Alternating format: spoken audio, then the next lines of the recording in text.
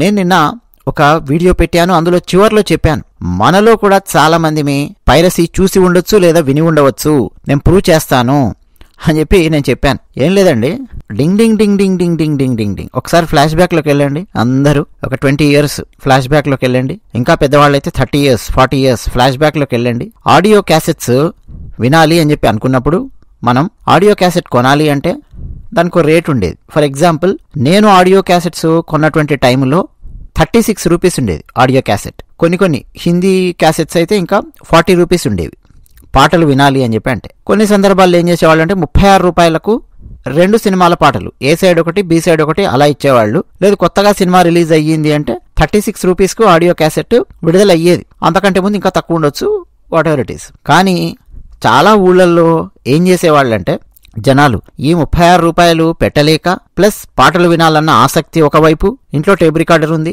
ఎన్ని క్యాసెట్స్ అని చెప్పి కొంటారు. అందుకని ఆ క్యాసెట్స్ అమ్మే షాపు లేదా మరో ఆ క్యాసెట్స్ రికార్డింగ్ షాప్కి వెళ్ళి పాత క్యాసెట్ ఏదైనా ఉంటే ఇచ్చి, లేదు అతని దగ్గర ఆల్రెడీ క్యాసెట్ ఏదైనా ఖాళీ క్యాసెట్ ఉంటే ఆ క్యాసెట్లో అయినా సరే, బాబు ఏ సైడు చిరంజీవి మాస్టర్ సినిమా పాటలు, బి సైడు శుభాకాంక్షల సినిమా పాటలు నింపివు అని చెప్పి అడిగేవాళ్ళు. అతను నింపి రికార్డ్ చేసి ఇచ్చేవాడు.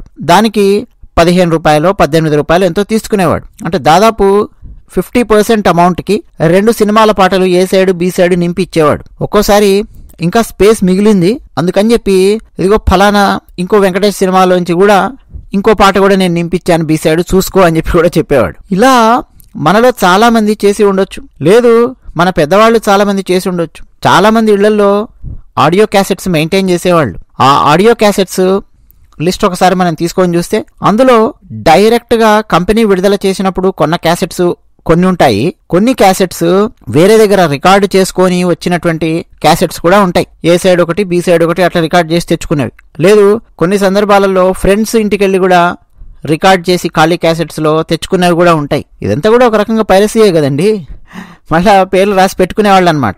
ఈ క్యాసెట్ మీద ఏమేమి ఉన్నాయి అని చెప్పి నీట్గా బాల్ పాయింట్ పెన్నుతో ఏ సైడ్ సినిమా పేరు బి సైడ్ సినిమా పేరు రాసి పెట్టుకునేవాళ్ళు. అవేవి కూడా కంపెనీ విడుదల చేసిన క్యాసెట్స్ కాదు కదా. సో మరి అది ఇవన్నీ అండి అప్పట్లో ఆడియో కంపెనీస్కి వాళ్ళందరికీ కూడా తెలుసు. అఫ్ కోర్స్ ఇది వింటున్నటువంటి వాళ్ళలో మహిళలు గనక ఉంటే నేను ఎప్పుడు చేయలేదండి, అలా మేము ఎప్పుడు ఖాళీ క్యాసెట్లో సినిమాలు నింపించుకో రాలేదండి అని చెప్పి అనొచ్చేమో. కానీ మీ ఇంట్లో మీ అన్నయ్యలు, మీ మామయ్యలు, మీ బాబాయిలు, మీ నాన్నగారులు వాళ్ళు ఉంటే వాళ్ళని అడగండి, వాళ్ళు చెప్తారు. జనరల్గా ఇలాంటివన్నీ మగవాళ్ళు 80s 90s 70s అనేసరికి ఎక్కువగా మగవాళ్ళు ఈ ఆడియో క్యాసెట్స్కి వెళ్ళి అక్కడ నింపించుకొని రావడము ఇవన్నీ చేస్తూ ఉండేవాళ్ళు కాబట్టి వాళ్ళని అడగండి, వాళ్ళైనా చెప్తారు. సో అది కూడా పైరసీయే. ఒకవేళ మనం చేయకపోయినా మన బంధువులింటికి మన ఫ్రెండ్స్ ఇంటికి వెళ్ళి కూర్చున్నా అక్కడ ఆడియో క్యాసెట్స్ రన్ అవుతూ ఉండేవి, మనం చక్కగా పాటలు వింటూ ఉండేవాళ్ళం. ఆ క్యాసెట్ డైరెక్ట్ కంపెనీ విడుదల చేసినటువంటి క్యాసెట్ కాదు, అదనమాట.